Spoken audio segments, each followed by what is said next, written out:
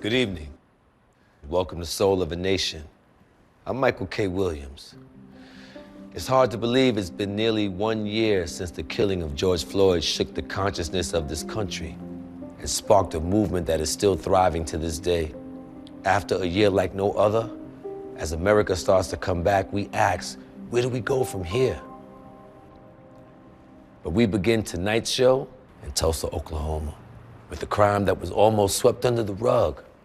ABC News senior national correspondent Steve Osunsami takes us back to where it all started. And warning, some of the images in this piece are disturbing.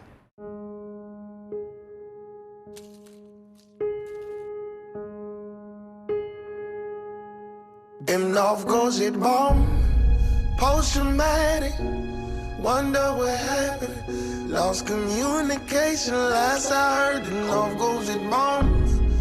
This is Oaklawn Cemetery here in Tulsa, where it was long believed that there were 18 black men from the Tulsa riot who were killed, who were buried here, but no one could ever find their bodies. Stood together, last I heard, the North goes at bomb, bomb.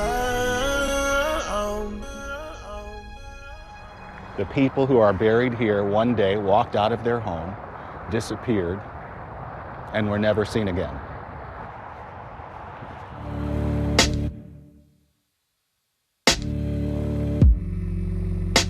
Nearly 100 years ago to the day, it was America's racism on full display.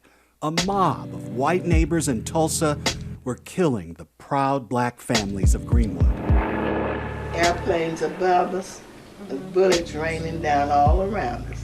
And somehow, both the white mob and their black victims with the guns at their backs kept the massacre a secret. We never did discuss it, and we don't even now. My name is L. Joy McConaughey, and that's J-O-I.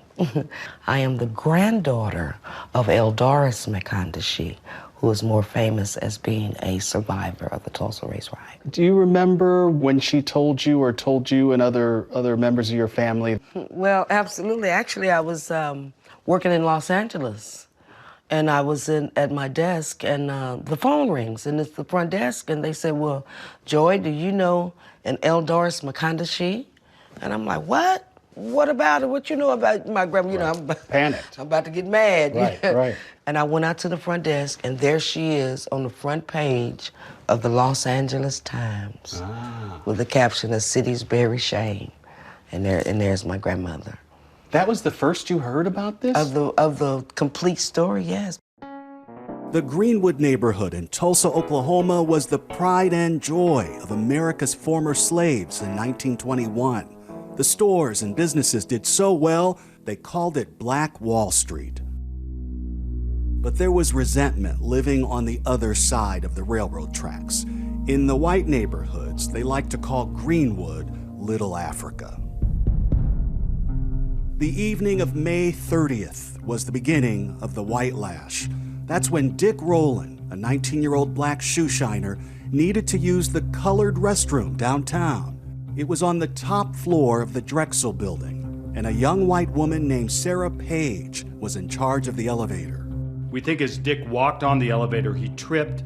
He automatically threw his hands out to break his fall, that he might have hooked his hand on Sarah Page's dress, that it tore, she screamed, and he ran out of the elevator. A white store clerk who heard her scream told police that Dick Rowland attacked her. They arrested him the next day. The Tribune published an article the next day entitled "Nab Negro for Attacking Girl in an Elevator." The piece really had its desired impact in that it riled up white men in South Tulsa.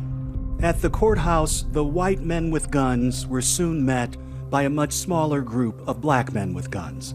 And then someone's gun went off. Today, Hollywood is sharing the forgotten horrors of the next few days in the HBO series Lovecraft Country and the murderous scenes in Watchmen.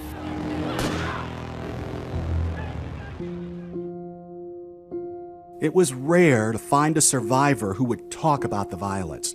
but a few found the courage to record their stories in the 1990s. He said, please don't burn my house, don't set my house on fire. Well, that was wishful thinking because everything around was burning. All I could see was black rolling smoke down south and the people going north. The crowd was just the whole breadth of the railroad track. That white elevator operator, she never pressed charges. Dick Rowland, the sheriff, released him from jail. He left this place and never came back. The law never held anyone responsible for killing as many as 300 black Americans. These painful images of burned black bodies were turned into postcards and shared by white families. This one celebrates, quote, running the Negro out of Tulsa.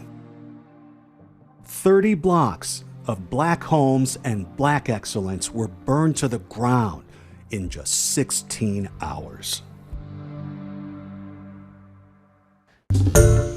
Hi everyone, George Stephanopoulos here. Thanks for checking out the ABC News YouTube channel. If you'd like to get more videos, show highlights, and watch live event coverage, click on the right over here to subscribe to our channel, and don't forget to download the ABC News app for breaking news alerts. Thanks for watching.